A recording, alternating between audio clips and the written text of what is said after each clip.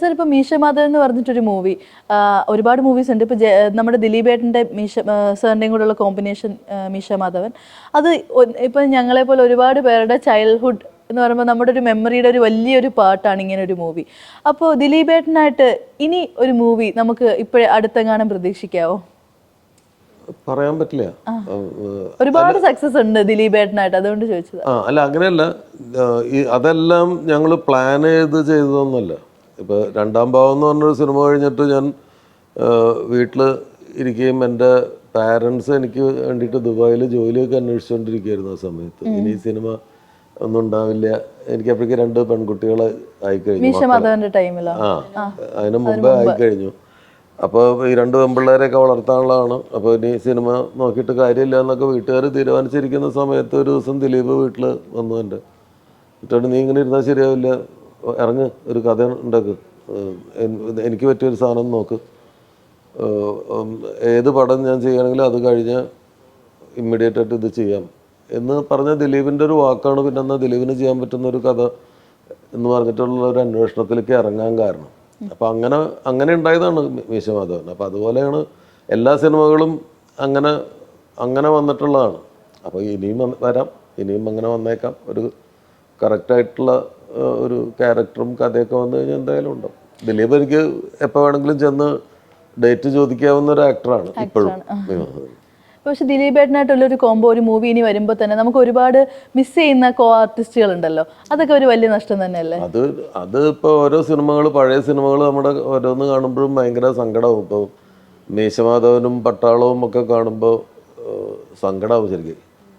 അന്നുണ്ടായിരുന്ന സുകുമാരി ചേച്ചി, ഒടുവിൽ ജഗതി ചേട്ടൻ, കൊച്ചിൻ ഹനീഫ്, മച്ചാൻ വർഗീസ്, ചെറിയ റോളുകൾ ചെയ്തിരുന്ന പല ആളുകളും പോലും ഇന്നില്ല. അവരൊക്കെ ഭയങ്കര ആക്ടേഴ്സ് ആയിരുന്നു എന്നുള്ളത് നമ്മൾ ഇപ്പോഴാണ് മനസ്സിലാക്കുന്നത്. ഗൗരി, അപ്പോൾ ഇപ്പം നമ്മൾ കഴിഞ്ഞ ലിറ്റിൽ മിസ് റാവുത്തറിൻ്റെ പ്രൊമോഷൻ്റെ സമയത്ത് ഒരു വിട്രോസ്റ്റിൻ്റെ ഒരു ഇൻ്റർവ്യൂ ഉണ്ടായിരുന്നല്ലോ. അപ്പോൾ ശരിക്കും ഗൗരി അത് എൻജോയ് ചെയ്തിരുന്നോ? അത് എൻജോയ് ചെയ്തിരുന്നു എന്ന് വെച്ചാൽ being able to laugh at yourself എന്ന് പറഞ്ഞൊരു സംഭവം ഭയങ്കര ഇമ്പോർട്ടൻ്റ് ആണ്. ഇപ്പം we take our self too seriously. അപ്പോൾ നമുക്കൊന്നും, അതുകൊണ്ട് ആ ഒരു ആസ്പെക്റ്റ് എനിക്കില്ലാത്തൊരു ആസ്പെക്റ്റ് ആയിരുന്നു. ഞാൻ അത്യാവശ്യം ഈഗോയിസ്റ്റിക് അല്ലെങ്കിൽ ഇൻഫീരിയോറിറ്റി ഒക്കെ ഉള്ളതുകൊണ്ട് തന്നെ ആര് ക്രിട്ടിക്കലി എന്ത് പറഞ്ഞാലും ഭയങ്കരമായിട്ട് ഫീൽ ആവുന്ന ഒരു പേഴ്സൺ ആയിരുന്നു. അപ്പോൾ എനിക്ക് തോന്നുന്നു ഈ കോവിഡ് ആ സമയം കഴിഞ്ഞിട്ട് ഒരു ലാസ്റ്റ് 2-3 years ആണ് നമുക്ക് റിഫ്ലക്റ്റ് ചെയ്യാനൊക്കെ സമയം കിട്ടി. നമ്മൾ കുറച്ചുകൂടെ ഈസി ഗോയിങ് ആയിട്ട്. അപ്പോൾ അങ്ങനെ പേഴ്സണലി എനിക്ക് സ്റ്റാൻഡപ്പ് കോമഡി എൻജോയ് ചെയ്യാത്ത ഒരാളാണ്. അത് തന്നെ ഞാൻ വിട്രോസ്റ്റിലെ ഗ്യാങ്ങിനെ മീറ്റ് ചെയ്തപ്പോൾ തന്നെ ഞാൻ പറഞ്ഞു. ബിക്കോസ് സ്റ്റാൻഡപ്പ് കോമഡിയുടെ പ്രശ്നം എന്നല്ല, പക്ഷെ എനിക്ക് വർക്ക് ആവാത്ത ആസ്പെക്ട് എന്താണെന്ന് വെച്ചാൽ you are making A joke on the expense of someone else. എന്ന് വെച്ചാൽ ഒരാളെ താഴ്ത്തിയിട്ടായിരിക്കും, എപ്പോഴും അല്ല, ഞാൻ ജനറലൈസ് ചെയ്യുമല്ല, പക്ഷെ പലപ്പോഴും ഒരാളെ പക്ഷെ നമ്മൾ അറിയാണ്ട് ചിരിച്ചു പോകും. ഇപ്പോ അങ്ങനത്തെ ചില പടങ്ങൾ കാണുമ്പോഴും ഞാൻ അങ്ങനത്തെ ഒരാളല്ലല്ലോ, പക്ഷെ ഞാൻ ചിരിച്ചു പോകുമ്പോൾ ഓക്കെ, എൻ്റെ ഉള്ളിൽ എവിടെ ഒരു ഡാർക്ക് സൈഡ് ഉണ്ടോ? അത് മറ്റേ മുകുന്ദൻ ഉണ്ണി അസോസിയേറ്റ്സ് കണ്ടപ്പോൾ എനിക്കത് ഭയങ്കരമായിട്ട് ഫീൽ ചെയ്തു.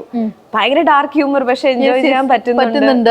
അതെന്താണ്, ഭയങ്കര അൺകംഫർട്ടബിൾ ഫീലിംഗ് ആയിരുന്നു. അപ്പൊ അതുപോലെ തന്നെ വിട്രോസ്റ്റുകാർ കൺസെൻഷ്വൽ ആയിരുന്നു. എന്ന് വെച്ചാൽ നമ്മളെ വിളിച്ച് ഇൻസൾട്ട് ചെയ്തതല്ല, പക്ഷെ എന്നാൽ പോലും ആഫ്റ്റർ എ പോയിന്റ് എനിക്ക് തോന്നുന്നു അതിന്റെ ലിറ്റിൽ മിസ് റാവുത്തറിന്റെ പ്രൊമോഷന്റെ വേറൊരു സംഭവം ഉണ്ടായിരുന്നു.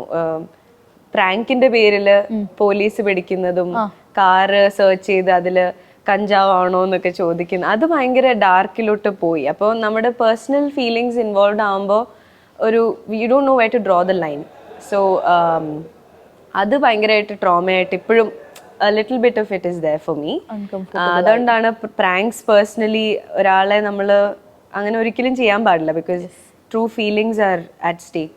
പക്ഷെ വിട്രോസ്റ്റ് കുറച്ചുകൂടെ എനിക്ക് ഇപ്പൊ ചിലതൊക്കെ കാണുമ്പോൾ ചിരി വരുന്നുണ്ട്, പക്ഷെ അതാണ് എക്സ്റ്റെൻഡ് ആവുമ്പോഴാണ് നമുക്ക് എനിക്ക് തോന്നുന്നു ഓഡിയൻസിന് തന്നെ അത് ഫീൽ ചെയ്യാൻ പറ്റിയെങ്കിൽ when it was aimed at us, അത് കുറച്ച് അതാണ് humour is a very thin line. അത് നമ്മൾ ബാലൻസ്ഡ് ആയിട്ട് അപ്രോച്ച് ചെയ്തില്ലെങ്കിൽ ഈ വിട്രോസിന് ശേഷം ആരെങ്കിലും വന്ന് പറഞ്ഞിട്ടുണ്ടോ എന്തിന് ഇത്രയും കേട്ടോണ്ടിരുന്നു എന്നൊക്കെ ചോദിച്ചിട്ടുണ്ടോ? എന്റെ കുടുംബക്കാരും എന്റെ ഫ്രണ്ട്സ് ഒക്കെ ചോദിച്ചു എന്തിനാ ഇരുന്ന് കൊടുത്തേന്നുള്ളൊരു ഫീലിംഗ്. ബിക്കോസ് നമ്മൾക്ക് അറിയാവുന്ന നമ്മളെ I mean something to them. അപ്പൊ അവര് ഇങ്ങനെ കാണുമ്പോൾ, പക്ഷെ at the end of the day you are being a sport. നമ്മളൊരു പടത്തിന്റെ പ്രൊമോഷൻ ആയിട്ട് നമ്മള് ഇപ്പോ ഹോളിവുഡിലും ബോളിവുഡിലും ഒക്കെ അത് വർക്ക് ആയിട്ടുണ്ട്. മേ ബി ബിക്കോസ് അവരുടെ അപ്രോച്ചസ് വേർ മോർ സിസ്റ്റമാറ്റിക്. പിന്നെ അവരുടെ കട്ട്സും അത് നമ്മൾ വർക്ക് ചെയ്യാനുണ്ട്, അത്രേ ഉള്ളൂ. അല്ലാതെ മലയാളികൾക്ക് ഹ്യൂമർ വരുന്നില്ല, ഇവിടെ സ്റ്റാൻഡപ്പ് വർക്ക് ആവില്ല എന്നല്ല ഞാൻ പറയണേ. പക്ഷെ we're all a work in progress. ചിലവർ ചോദിച്ചു എന്തിനാണെന്ന്, പക്ഷെ ഞാൻ പറഞ്ഞു ഒരു പടം ചെയ്തു, അത് പ്രൊമോട്ട് ചെയ്യേണ്ട ഒരു ഭാഗമാണ്.